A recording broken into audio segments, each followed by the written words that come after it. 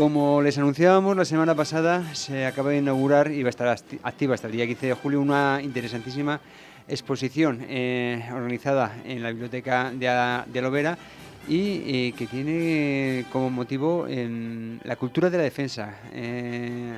La defensa aquí en Guadalajara tenemos diferentes establecimientos militares y de puertas adentro poquito conocemos, y es por eso, por lo que este tipo de exposiciones pues yo creo que nos pueden ayudar bastante a hacernos una idea de la cultura militar española y del trabajo que se realiza precisamente dentro de esta institución como es el Ejército. Para hablarnos de todo ello y de esta exposición en concreto, ya tenemos aquí en Es la Mañana de Guadalajara al teniente coronel Daniel Rivas Castel, de aquí de la Subdelegación de Defensa de Guadalajara, que es evidentemente la encargada, ¿no?, de llevar hasta Alovera esta exposición. Muy buenos días, teniente coronel, gracias por acercarse a esta casa. Muy buenos días. Tal como ha dicho usted, soy el teniente coronel Daniel Rivas Castel y estoy destinado en la Subdelegación de Defensa en Guadalajara. Primeramente, me gustaría explicarles muy brevemente qué es la Subdelegación de Defensa. Es una dependencia del Ministerio de Defensa que es la encargada de las relaciones del Ministerio con todos los organismos oficiales de la provincia, ayuntamientos, Diputación Provincial y la parte de la Junta de Castilla-La Mancha a nivel provincial, y luego también somos los encargados de las relaciones con los ciudadanos y con asociaciones privadas o particulares que tengan un interés en asuntos relativos a la defensa. Me gustaría recordarles dónde estamos. Es el que tradicionalmente en Guadalajara se ha llamado Cuartel de Globos. Es el cuartel que está enfrente de la Escuela de Magisterio, de la antigua Escuela de los Remedios, y no nos confundan con el archivo militar, que es el que está justo delante del infantado. Justo, ¿no? O sea, que cualquier persona que tenga interés en cosas de defensa puede acudir ahí. Por eso es interesante contextualizar, es lo que, a ver, los de mi quintal lo conocíamos por la caja de reclutas, que es donde acudíamos cuando se realizaba el sorteo. Bueno, yo creo que lo tenemos todos perfectamente ubicado, pero por eso es interesante pues contextualizar, ¿no? Saber, pero esto no era también del Ejército, sí, efectivamente, pero es otro punto del Ejército. Aquellos particulares o instituciones porque estén interesados en conocer del modo en el que he ofrecido nuestro invitado la labor del Ministerio de Defensa, pues es aquí donde se tiene que dirigir, ¿no? Sí. Es al cuartel de Globos, a San Carlos. El acuartelamiento, San Carlos. De todas formas, la forma más sencilla que tienen, si en cualquier buscador ponen ustedes Defensa Guadalajara, enseguida salimos nosotros con la dirección, los teléfonos y los correos. Bueno, pues parece ser que alguien se acercó desde Alovera al acuartelamiento San Carlos. No sé si fue así, pero vamos, entiendo que es como surgió esta entrevista. Cultura de defensa. A ver, ¿cuál es el motivo de la exposición que se está desarrollando en Alovera y que va a estar allí hasta el día 15 de julio? Bien, primero hay que decir que la cultura de defensa proviene de un concepto superior que es el de la seguridad nacional. La seguridad nacional es competencia del gobierno, pero una de las partes que incluye la seguridad nacional es la defensa activa, que es la que realiza las Fuerzas Armadas. Bien, pues las Fuerzas Armadas, para darse a conocer un poco más entre los ciudadanos y para hacer ver cuáles son sus labores, sus misiones, han preparado una serie de conferencias y unas exposiciones con las cuales se ofrece a los ciudadanos la posibilidad de conocer aspectos y facetas tanto de nuestro trabajo actual como de la historia militar de España. Una de esas exposiciones es precisamente la que se ha montado en Alovera. Y ahora, si le parece, pues vamos a ir un poquito analizando qué es lo que se está viendo, porque claro, el título es muy sugerente, muy amplio, es Defensa Nacional, la adaptación permanente de las Fuerzas Armadas. Y es un poco un compendio de todo ello lo que se está viendo ya en Alovera, ¿no? Sí. Empezamos, si le parece, aquí tengo varios epígrafes, por ejemplo, las amenazas actuales para España, porque gracias a Dios o eso creemos, ¿no? No estamos en guerra o no hay amenazas. Resulta que no es así, que sí hay amenazas. Efectivamente, existen amenazas. Ha cambiado mucho, el nuevo concepto de amenaza es muy diferente del que podría haber hace 30 o 40 años, que era una invasión militar del territorio de España. Hoy no, hoy hay muchísimos tipos diferentes de amenazas que nos pueden influir mucho en nuestra vida diaria. Ejemplos, pues los ciberataques, Claro. acciones terroristas, cortes de grandes rutas comerciales que impedirían que nos llegaran suministros tales como el periodo.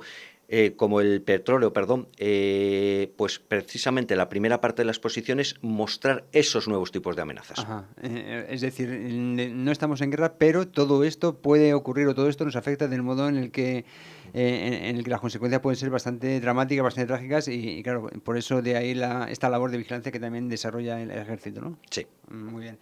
Pasando ya, o sea, habiendo identificado ya las amenazas, pues pasamos a la siguiente epígrafe de la exposición, que es el Estado Mayor de la Defensa. Es aquí donde correspondía poner manos a la obra, ¿no? Sí, muy bien. Esto es una explicación muy breve. Las Fuerzas Armadas no son solo una única parte, sino que están compuestas, como veremos posteriormente, por varias partes. Para coordinar todas estas partes y que no trabajen cada uno por su cuenta, el Estado Mayor de la Defensa es el encargado de la coordinación entre los ejércitos para que trabajen juntos en una misma dirección. Vale, vale. Ya estamos aclarando términos porque, por ejemplo, no sabíamos exactamente de qué se trataba. Claro, el ejército de tierra, la armada o el ejército de aire, pues son independientes los unos de los otros, pero tienen que trabajar coordinados y esa coordinación es el Estado Mayor quien la gestiona, ¿no? Sí, efectivamente, es Muy el bien. organismo encargado de esta labor. Bueno, ahora sí, ahora vamos a ver pues que cada una de estas armas o cuerpos, no sé exactamente cómo se definen, también tiene su epígrafe en la exposición. Empezamos por el correspondiente al ejército de tierra, que se muestra en Lovera. El ejército de tierra es el que casi todo el mundo entiende genéricamente como el ejército. En España es lo que más se conoce porque era el más numeroso. Son los que desarrollan las actividades tal como su nombre indica, en las zonas principales de los países. ¿De acuerdo? Son los carros de combate, los soldados que combaten a pie y son la base fundamental de las Fuerzas Armadas, aunque por supuesto tienen que actuar en coordinación con los otros que vamos a ver ahora. O sea, no solo estamos hablando de infantería que también, sino pues cualquier tipo de efectivo, ¿no? que se desarrolle o incluso los paracaidistas también es un ejército de tierra. Sí, sí, sí, sí, sí, Porque sí. esa Sí. es una duda que mucha gente tiene y dice, hombre, ¿cómo van a ser? Si van en avión serán de ejército de No, tierra. no, No, no. no. Un concepto que se tiene que Sí. tener claro es que no necesariamente un ejército se tiene que definir exclusivamente por el material que emplea. Un ejemplo concreto, helicópteros. Helicópteros hay en el ejército de tierra, en la armada y en el ejército del aire. Lo que pasa es que cada uno de ellos lo emplea de una forma De una forma diferente diferente. a los otros. Entonces, por esa regla de tres, la infantería de marina sería ejército de tierra también. No, la Ah, infantería de marina es una parte de la armada porque, aunque su trabajo fundamental es en la zona de las playas, sí. pero entra dentro del ámbito de las gestiones de las costas y del espacio Y marítimo. el modo de combate pues sería más propio de ser gestionado por la Armada. Vale, ya Muy vemos. especializado. Muy especializado. Bueno, pues precisamente pasamos a la siguiente epígrafe a la Armada, que no solo la infantería de marina, que ahora sí ya sabemos que aunque los paracaidistas es el ejército de tierra, la infantería de marina pertenece a la Armada. ¿Qué más podemos ver en esta exposición de Lovera sobre la Armada? Bien, la Armada, lo primero que se tiene que tener en cuenta con respecto a ello es que España es un país que tiene muchos miles de kilómetros de costa y no solo hay que defender esas costas, sino que también es necesario proyectar nuestras capacidades a sitios más alejados. Por ejemplo, las misiones que estamos realizando en la zona del Índico. Una de las misiones que tenemos, la misión Atalanta, implica llevar barcos allí. Y la gente dice, ¿y por qué tenemos que llevar barcos allí? Pues porque lo que pasa a nivel global allí nos afecta. Entonces, la Armada se encarga de todas estas cosas, como por ejemplo la vigilancia del estrecho de Gibraltar, que es fundamental para nosotros, pero también tiene que ser capaz de desarrollar operaciones en ámbitos muy lejanos, pero que influyen en la política y en la vida de España.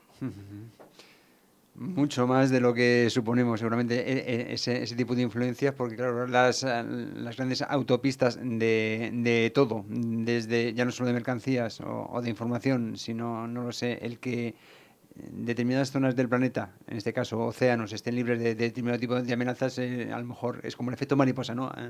Efectivamente. Afecta al país que está en la otra punta del mundo. Imagínense si ahora mismo se corta toda la zona del Mediterráneo oriental, toda la zona del Canal de Suez, de repente se corta el tráfico marítimo de esa zona Un por una acción caos. de piratas, la economía del mundo occidental sufriría unas consecuencias muy, muy graves. Sí, sí, porque no podemos pensar que los piratas, aquellos que iban con el hacha entre los dientes en el siglo XVIII, no, que todavía existe piratería mucha y muy peligrosa, Sí, evidentemente. sí. y todo eso puede colapsar todo un sistema mundial.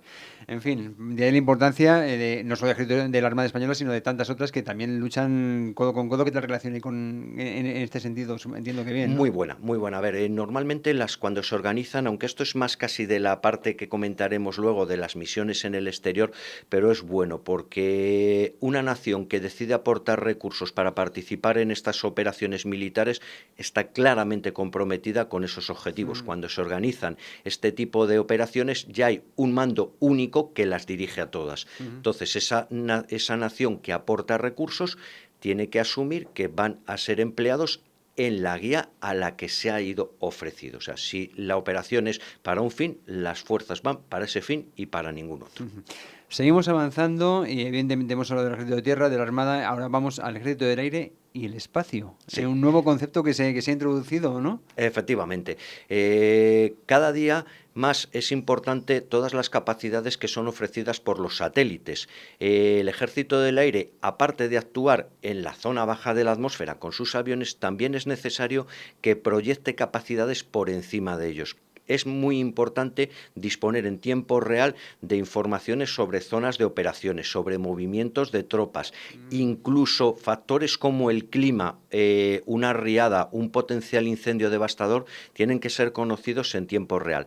Todas esas gestiones las tiene que coordinar alguien y en nuestras Fuerzas Armadas es el Ejército del Aire y el Espacio el que se encarga principalmente. No estamos hablando de la guerra de la clase, No, estamos no. hablando de gestionar la defensa a nivel nacional, pero desde las implementaciones que se realizan desde los satélites, sin ir más lejos, ¿no? Por ejemplo. Ajá, o sea, y esto ya sería, claro, esta evolución de la que hablábamos al principio de la entrevista hace que sea el Ejército del Aire el encargado de llevar esta gestión de la defensa de satélites. Podría llamarse así, ¿no? Principalmente lo llevan ellos, ¿de acuerdo? Pero es mucho más que eso. No podemos dejar fuera de una exposición a la UME, la Unidad Militar de Emergencia. Si no me equivoco, se creaba esta unidad a raíz del lamentable incendio que hubo aquí en Guadalajara, o si no a raíz del incendio, pero después de ese incendio, dada la necesidad de que ante determinado tipo de catástrofes, pues un cuerpo tan profesional como el Ejército intervenga del modo tan efectivo como lo hace. ¿Qué se cuenta de la UME en Alovera? Bien. Tal como hemos comentado, sobre todo la naturaleza de la UME es un apoyo que siempre se había prestado tradicionalmente el Ejército. Cuando ha habido incendios, cuando ha habido inundaciones, todas las Fuerzas Armadas han acudido. Pero a partir de un momento dado se vio la necesidad de especializar ese apoyo. De ahí la creación de la Unidad Militar de Emergencias. El personal de la Unidad Militar de Emergencias se nutre de los otros 3 ejércitos. Son gente que pertenecen y que van destinados allí. Y allí tienen una formación más específica para eso y tienen unos materiales preparados precisamente para eso. Normalmente en los cuarteles no tenemos autobombas, no tenemos camiones de bomberos. Sin embargo, la Unidad Militar de Emergencias ya sí que dispone. Son unidades especializadas para hacer frente a crisis muy concretas y muy importantes. Podría ser, o sea, lo normal es que veamos los incendios, porque desafortunadamente es lo que más nos ocurre. Pero si hubiera casos como un escape químico, la Unidad Militar de Emergencias tiene equipos y personal especialmente preparado para hacer frente a ese tipo de amenazas. Y como dice usted, se surte de efectivos tanto del Ejército de Tierra como el de la Armada, como del Ejército del Aire, que claro, que es como una especie de microejército dentro del Ejército dedicado a estas labores que hemos dicho, ¿no? Cuando surge el problema, atajarlo lo antes posible. Efectivamente, y desde todos los ámbitos, como hemos visto. En fin, fundamental y desde aquí, por supuesto, a todos, al Ejército de Tierra, a la Armada, al Ejército del Aire, por la labor que ustedes realizan, pero sobre todo a la UME, porque cada vez que tenemos aquí algún jaleo gordo, son los primeros que llegan y de un modo tremendamente efectivo. Eso no significa que el resto de los cuerpos de los que estamos hablando estén de brazos cruzados, aunque afortunadamente en España no tengamos guerra, porque también se habla de participación en misiones internacionales en esta exposición de Alovera, ¿no? Efectivamente. Desde más de 30 años llevamos participando y organizando misiones internacionales. Estas misiones tienen muchísimos caracteres. Algunas de ellas han sido amparadas bajo Naciones Unidas y otras han sido amparadas bajo otro tipo de intervenciones. No obstante, hay que decir que han sido muy exitosas la mayoría de ellas, y me gustaría en concreto destacar la del Líbano, porque el Líbano es una de las misiones de más duración de Naciones Unidas que más éxito está teniendo y que desde hace un par de años lo manda un general español. Es un general español el que dirige todas las operaciones militares de los países que aportan fuerzas en esa zona. No solo los españoles, sino yo he tenido la suerte de poder estar en esa misión y allí hay gente de todos los países, no solo europeos, países africanos, países asiáticos, cada uno en una medida diferente y según los intereses de su nación han aportado tropas. Pues todo eso lo manda un general español que por supuesto sigue las directrices de Naciones Unidas, que es quien ha organizado esta operación. Nos enteramos de este tipo de misiones cuando tenemos que lamentar pues algún incidente, pero seguramente son muchas más de las que sospechamos. No sé si tiene usted el dato de cuántas misiones hay ahora en las cuales está participando el ejército español fuera de España. En este momento no sé decirle exactamente un número, pero Sí, calculo que pueden ser en torno a una treintena. una treintena, sí. Claro, lo que pasa es que estas operaciones varían mucho en cuanto a dimensiones y en cuanto al personal que se despliega. Claro. En Líbano tenemos cerca de 1.000 efectivos desplegados, y en Colombia pues solo tenemos un grupo muy reducido de observadores Ya. de paz. O sea, va en función del despliegue y de la naturaleza política. de la misión. Efectivamente. En fin, pero vamos, que como botón de muestra, pues este epígrafe de participación en misiones internacionales al cual nos podemos asomar ahí en la biblioteca de Alovera. Por cierto, y ya finalizamos porque también le han dedicado ustedes un espacio pues a la incorporación de la mujer en las Fuerzas Armadas, lo cual es ya un hecho absolutamente, completamente asumido. No sé la proporción cuál Un sea. 13%. Un Ahora 13%. mismo son un 13% Sí. del personal de Bueno, Fuerzas Armadas. teniendo en cuenta el tiempo en el que se ha realizado esta incorporación, yo creo que es bastante significativo ese porcentaje, ¿no? Sí, este proceso comenzó en 1988. No se hizo de manera uniforme, sino que fueron diversas especialidades las que se fueron ofreciendo poco a poco. También hay que tener en cuenta en este factor que es muy importante el cambio de la percepción. Antes, tradicionalmente, las Fuerzas Armadas eran algo exclusivamente enfocado a los hombres. Todo eso está cambiando y son cada día más el número de mujeres que están interesadas en pertenecer en las a las Fuerzas Armadas. De ahí el hecho que se vaya incrementando paulatinamente, aunque también lentamente. Además, en todos los aspectos, en tropa, oficiales, mandos, En especialidades, todos. en todo, ¿no? En todos, Actualmente, en o sea, todos. Ahora mismo no hay ningún tipo de restricción para que una mujer ocupe un puesto en cualquier lugar de las Fuerzas Armadas. pues de esto también se habla en esta revisión. Vemos que tan completa que podemos ver en la biblioteca de Alovera, se ha organizado gracias a la colaboración del Ayuntamiento de Alovera. Pero vamos, que no es la única, como decía usted, a la cual se puede acceder tan solo si nos acercamos a informarnos, ¿no? Aquí a la Sí, puerta del Ayuntamiento. me gustaría decirles que estas exposiciones que se ofrecen son a coste cero. O sea, el ayuntamiento o la entidad privada que quiera cogerlas, lo único que tiene que disponer es de una sala de una capacidad mediana para poder exponer los paneles, pero ni el transporte ni por supuesto el despliegue de la exposición cuesta nada. Son de mucha naturaleza, que no se piensen que todos son naturaleza bélica. Tenemos exposiciones también de historia, como por ejemplo la batalla de Lepanto, que fue mostrada en Molina de Aragón. Tenemos también algunas de espacios naturales del Ministerio de Defensa, que esa todavía no ha podido venir a Guadalajara. Tenemos de historias algunas muy interesantes, como el viaje de Magallanes, de la especiería, Sí, se llama El viaje de la especiería y cuenta ese primer tornaviaje al mundo que fue realizado. Pues tenemos una exposición muy interesante, algunas muy desconocidas como la cría caballar. El Ministerio de Defensa es el encargado de la gestión de la cría caballar en España y esa la tuvimos aquí en Guadalajara capital el año pasado. Todo esto que quieran, ya digo, se pasan por nuestras instalaciones y nosotros, o nos llaman y nosotros les informamos sin ningún compromiso. Vamos, que hay muchísima oferta, pues yo lo voy a hacer que nos lo cuente todo esto aquí, porque como decíamos, no sabemos mucho menos de lo que ocurre, ¿no? De puertas dentro de un cuartel. Evidentemente hay cosas de las cuales no se puede hablar, pero el conocer esta faceta divulgativa del ejército yo creo que siempre es interesante. Vamos a ir finalizando, Daniel Rivas Castel. Pero recordando, como no, en las fechas y los horarios de la exposición, y con esto ya llegamos al fin de la entrevista. Muy bien. La exposición está en la Biblioteca Municipal de Alovera, está disponible desde el 22 de junio hasta el 15 de julio y el horario es de 10 a 20:45 de lunes a viernes y los sábados de 10 a 13 horas. Pues allí podremos acudir. Yo no sé si hay personal de defensa también pues para asesorar o... No, normalmente es autoexplicativa. Tienen unos paneles. No obstante, si cualquier persona tuviera alguna inquietud adicional sobre lo que allí se muestra, puede acercarse a nuestras instalaciones, llamarnos por teléfono, mandarnos un correo. Ya digo, el momento que los buscadores ponen Defensa Guadalajara, aparecemos nosotros.